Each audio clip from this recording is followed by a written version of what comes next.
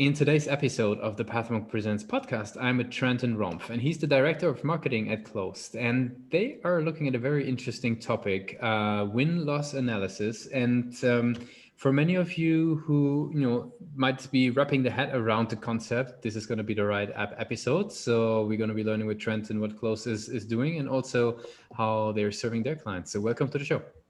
Cool. Thanks, Lucas. It's great to be here.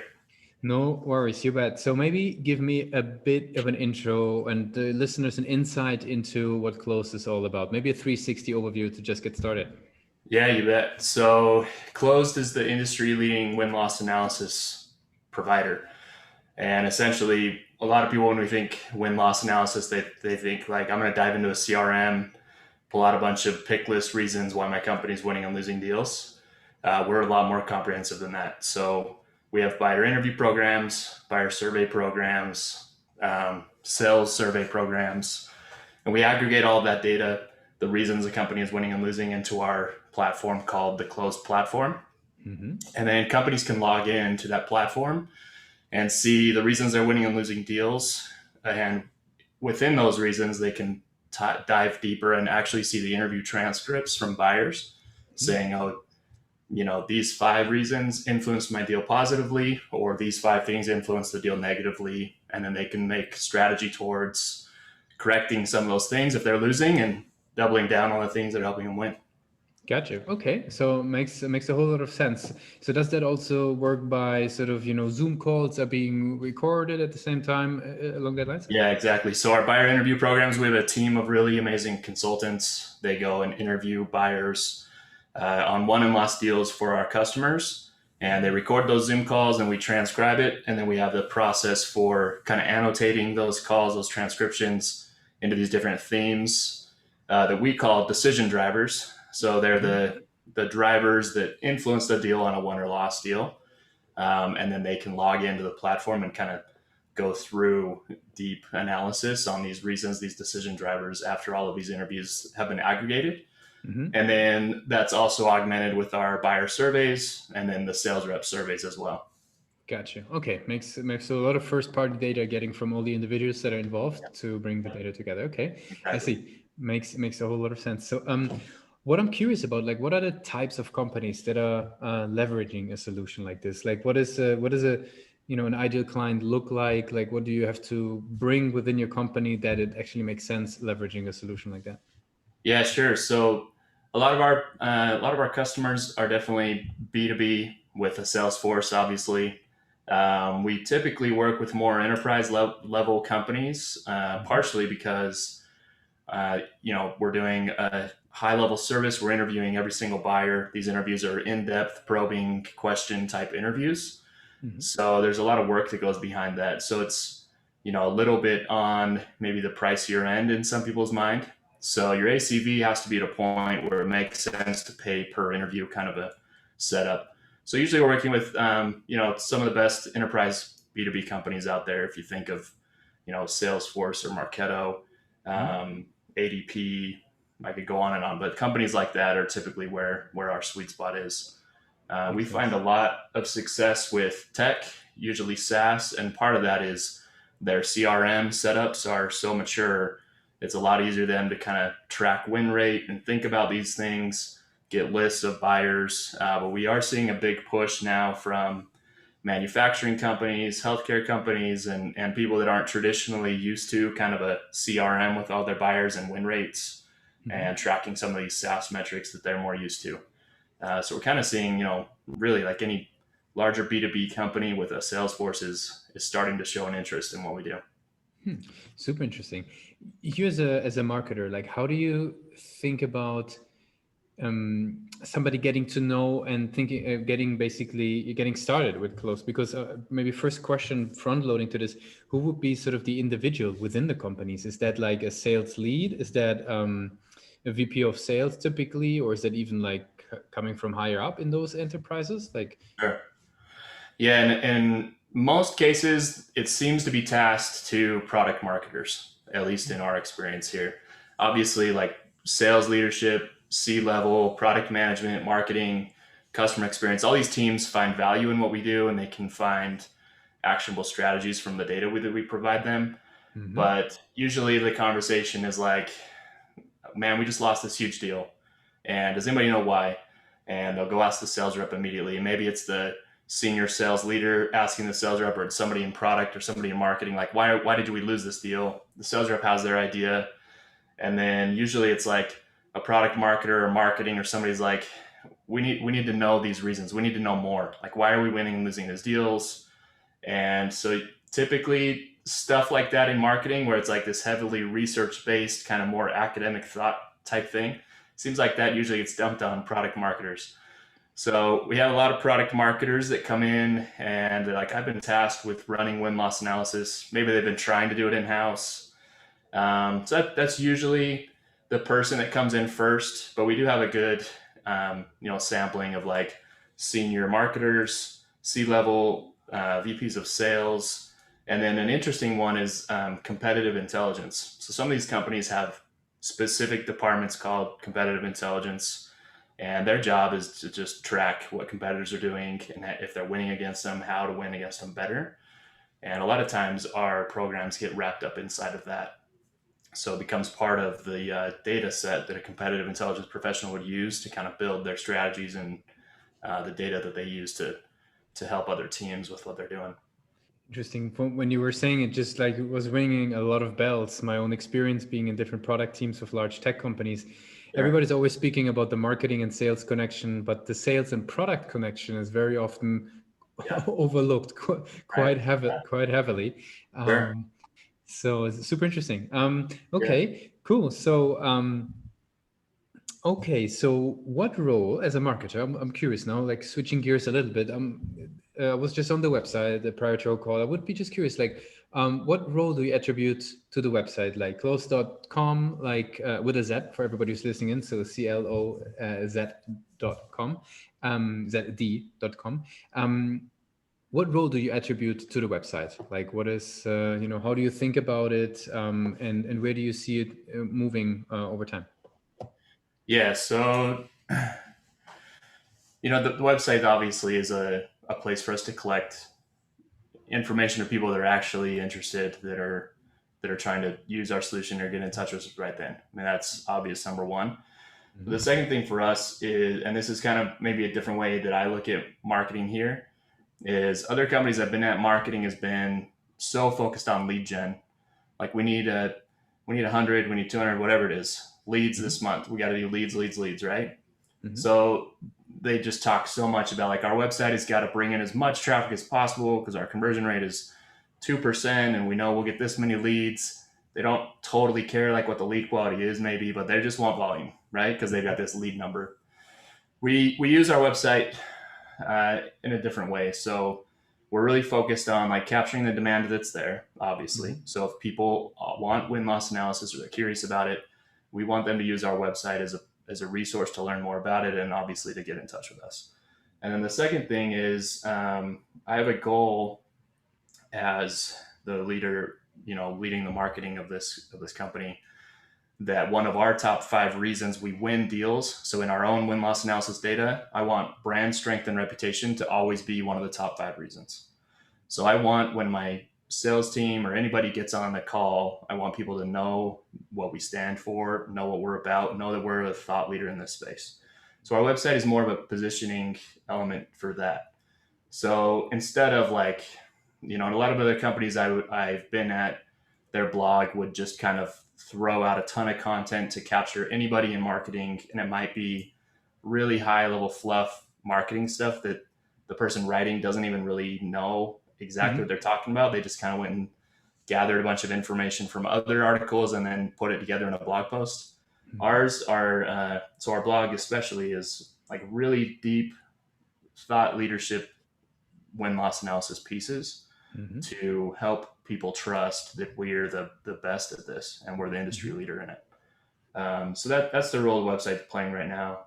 The way it'll evolve, as we're trying to build out this category, there is some of that. We got to figure out to create demand. We got to have other conversations that aren't exactly about win loss. So the other idea we're playing with the website is, it's kind of a fun job for me, but I get to go into our platform and see across a ton of different enterprise companies the reasons they're all winning and losing. So I have like really good insight into Mm. what's going on and why people are buying or not buying. And so I want to have that conversation more and kind of set us up as thought leaders on the reasons companies win and lose deals. So our website's going to Yes, move yes. that way in a little bit here, where it's, if you're having a problem with sales empathy and communication and you see that that's a reason you're losing deals, we're going to have a ton of content for you to go and train your sales team better on how to have better empathy and communication. Or if it's your pricing and packaging, for example, we can go in that direction. So right now it's prove we're the best at win-loss analysis, and the win-loss analysis is the way you help yourself win more. Mhm. And then secondary, as we move along and kind of mature in this category, it'll be, now that you've done win-loss analysis, you know your top 10 reasons you need to fix, here's how to fix them. We're going to show you, we're going to give you resource on that, right? So that's the role the website's going to be playing. Super, super interesting. I mean, especially what you were saying about sort of that understanding, that intelligence into win-loss reasons that go beyond what the conventional wisdom, right? I mean, you were just showing features, not benefits. You were just having not the right people in the room, and everybody knows that. But there's so much more stuff going on. Totally. Yeah. That's super interesting. Very cool. I would like to switch gears a little bit and learn a bit about your experience in marketing. So you've been in a couple of different marketing roles, obviously in your career. Sure. So I'm curious, what have you been finding? Not necessarily now with Clozd, just in general. What is a challenge as a marketer when you want to bring in innovation into the function? You want to do something new, something that is changing the game a little bit for that company. What have you found typically to be the challenge?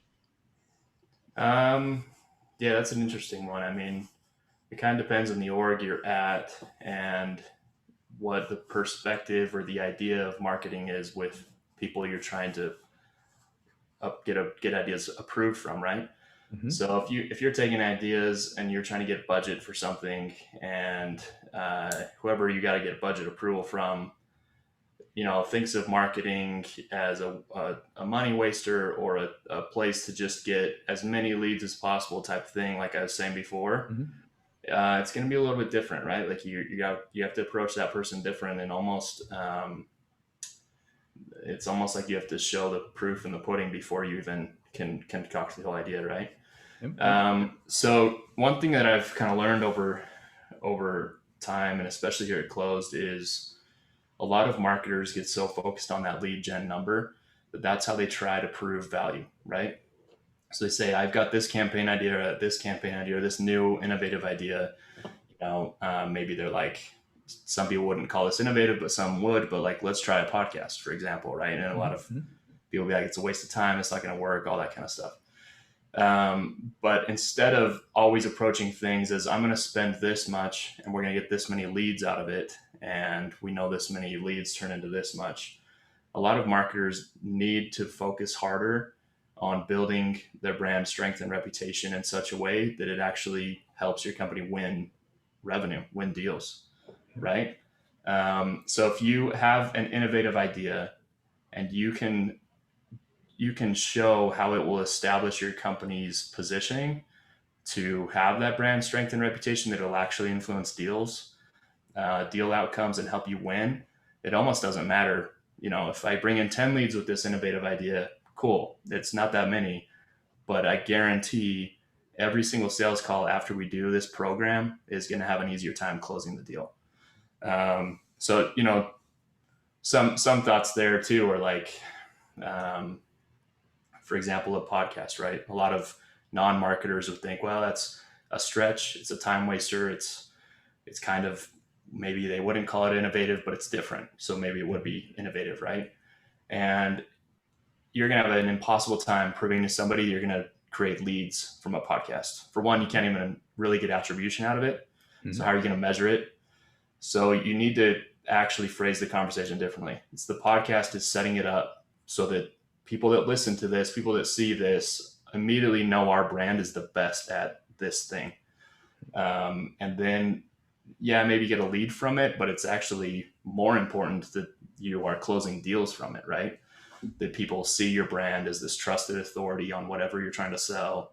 And a podcast can help you do that. So I think my advice would be, if you're trying to do something innovative or different, or having a different perspective from the people you got to get budget approval from, don't wrap the conversation up into this is going to drive this many leads.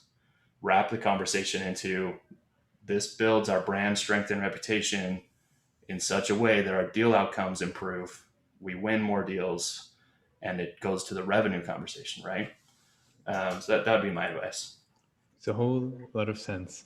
I would love to switch gears slightly into, getting to know a little bit more about yourself, and your journey in marketing as well, because I think you were abstracting quite interestingly that, a lot of folks are gearing very hard on specific numbers, but not necessarily what is happening after.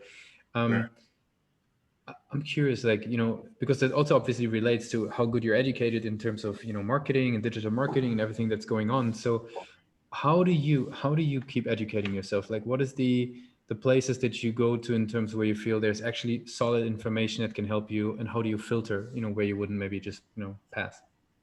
Yeah. I have this debate with a colleague of mine all the time, because he has built his career around, I'm going to hire experts to do everything, and I'm not going to be an expert on anything. So he's maybe never in his entire career gone into a LinkedIn ads account to see how it's set up or see like what the things you can do in there. He's an amazing marketer and he's led huge teams, right? So I can't say that he's doing it the wrong way. But my approach is different. Like, I don't want to go listen to somebody that, yeah, is like a super stellar experienced marketer. I'll for sure do that. But my natural tendency is to go dive in and learn by doing, right? And I feel like that's how I was able to accelerate my career. Like, I didn't start my career in marketing. I had to make a career change. I started as an SDR, which I don't know very many SDRs that have made the jump into marketing roles, right? Hmm. And for me, when I was in an SDR role, I knew I wanted to become a director of marketing. So I created a huge spreadsheet that's like, these are the things that build the ultimate digital marketer. So it's copywriting, it's video editing, it's Facebook, LinkedIn ads, whatever it was, right? Hmm. And then I created just a timeline. Like, I knew I'm going to go learn about every single one of these things, from either a online learning course or a video or whatever it was. And I went and learned about every single one of those things to be dangerous enough so that if I hire a consultant, for example, on Google Ads, I can tell you if they're full of it. I can tell you if they're just trying to BS me, because I actually know how to go in and run it, right? Yep. And then I'll rely on them because they're definitely way more expert than me. But I at least know enough to, like, you're just trying to pull the shade over my eyes type of thing, Nice. I right? like it. I like Yeah. it. So, Very. so I love listening to thought leaders too. They trigger new ideas, they trigger new ways of thinking. Somebody I love listening to right now is Chris Walker from Refine Labs. And then I have a couple other connections. Like, there's a guy named Jared Gardner from Sprinkler, who's phenomenal. And then some other great resources. But for me, it's like I'll listen to them here and there, but really I just like experimenting. Like, I've lost money, not a ton, but I've lost money just setting up an e-commerce store, trying to market or sell whatever. And I didn't even really care. Does this thing work out, and does it turn into a successful company? For me, it was just like, I want to see what B2C marketing is like. I want to market on Facebook and do e-commerce and Shopify and that whole thing, and do more video production, like B2C advertising. So I just was willing to spend money and lose money on trying to build stores like that in my own free time, right? Very cool. So for I me, it's mean, like, you got to yeah, learn by that's so. doing, I think. Yep. Totally with that. Um, Last question for the interview. I would love to do a little bit of time travel with you, if that's okay. Go back to the times, or to the days of Utah State University. Okay. So just heading out of the educational period, basically, or that first educational period. What's the one advice that you would give yourself for your career? Oh man. Be patient. When I first graduated, and granted, I had no idea what I wanted to do when I got out of, like, when I went into school. So it took me forever to get through school, right? Mm-hmm. And then when I graduated, I felt like I was way behind. Like all my friends were, X title, or they were doctors and all that kind of stuff. And here I am with my little undergrad degree, wondering like, what am I going to do with this thing? So I had like this huge sense of urgency that I had to hit the next level immediately, which was good in a way because it pushed me super hard to go and learn and do things that other people weren't willing to do, right? To get to the next step. But looking back, it's like there's a couple of times, man, just be more patient and learn a little bit. Don't get so hung up on if you kind of miss on what you think is your next promotion or whatever it is, right? So it would have been just be a little more patient. And then the other piece of advice I would have given myself is, when I first graduated, I like the stakes weren't as high personally. Like I didn't have kids, I didn't have like as many responsibilities, so I would have taken more risk. I think like maybe gone to startups that are a little younger, that you can get your hands into everything and kind of learn. But there's a balance to that, because if you go into a startup that's too young, you're not going to learn from anyone that's very expert, right? So you kind of got to find a good balance there. But those are probably the two pieces of advice I would have given myself now, is like be patient, take a little more risk, go find something where you can just learn a ton, right? And you're not going to feel bored and all that. Very authentic insights. Really appreciate the honesty and transparency there. Very cool. Yeah. So since we're slowly coming to an end of the Platform Presents episode for today, I want to basically give you the last word. So if somebody would be forgetting all that we discussed about Clozd today, what would be the one advice, or not the one advice, sorry, the one thing that they should be remembering, about the company? Yeah. So if your company is wondering why they're winning and losing deals, especially why they're losing deals, and you don't have the bandwidth, the time, or the expertise to really dive in deep and figure out the true reasons why, like, and just a disclaimer there, a CRM pick list that your sales team is going to fill out isn't going to get you there. So if you really need deep insights into why your company's winning and losing, come and check us out. And then on top of that, if you are kind of figuring out these are the reasons we're winning and losing, you need some help there. We have some great content and events like Win Loss Week that's coming up in September that you can check out. There's going to be some great speakers there about like sales enablement topics or product launches and all these different things that B2B companies need to do better to win more. Yeah. How can people learn more about that if they want to, check out the Win and Loss events? How they? Yeah, that's so it's winlossweek.com. It's an all virtual event where you've got it open up for registration right now, and I'm pretty excited about it. I think it's gonna be cool. Very cool. Thanks a lot for being a guest on Platform Presents. Great. Thanks for having me, Lucas. Talk to you later.